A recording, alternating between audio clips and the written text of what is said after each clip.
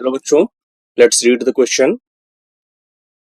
A derivable function f r plus r satisfies the condition fx minus fy greater than or equal to log x by y plus x minus y for every x comma y belongs to r plus if g denotes the derivative of f, then compute the value of the summation n is equals to 1 to 100 g 1 by n।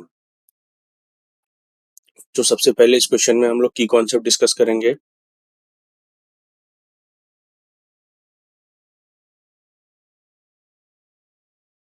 अगर हम की concept की बात करें तो यहाँ पर जो log x के अगर हम डिफरेंशिएशन की बात करें तो log x का डिफरेंशिएशन होता है 1/x।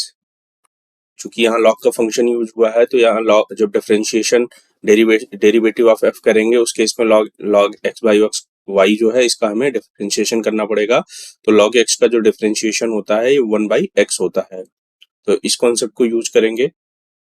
सबसे पहले बच्चों जो फंक्शन दे रखा है उसको हम लोग देखते हैं कौन सा फंक्शन है। हमारे पास जो इक्वेशन दे रखी है वो है F X minus F Y greater than or equal to L N X upon Y plus X minus Y for X comma Y belongs to R plus.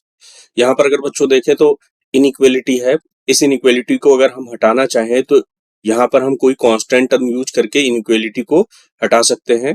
That means अगर हम inequality हटाते हैं तो इसको इक्वेशन लिखेंगे F X minus F Y is equals to log of X upon Y plus X minus Y plus C, where C is a constant.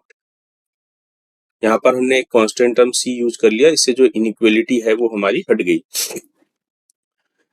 Question में कहा जा रहा है कि if g denotes the derivative of f, that means हमें इस function का differentiation करना होगा।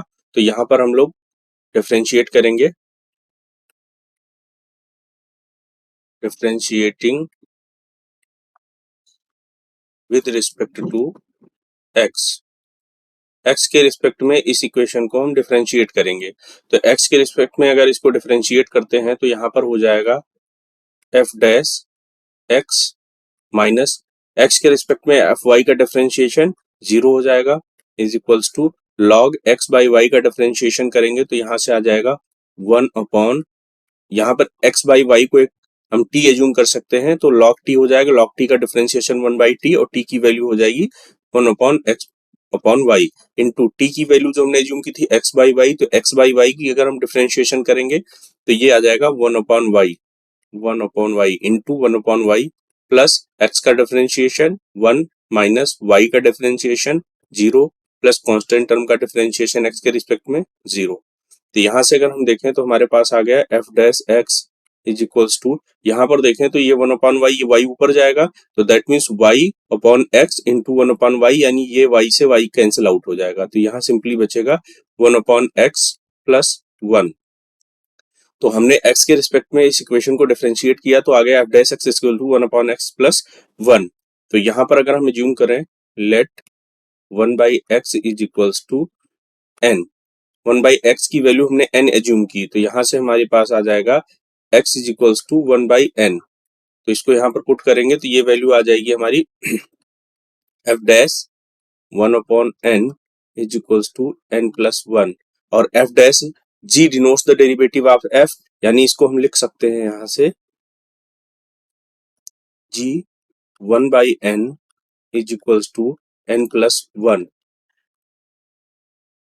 As g denotes derivative of f। तो यहाँ से हमने लिख लिया g 1 by n is equals to n plus 1, ये आ गया।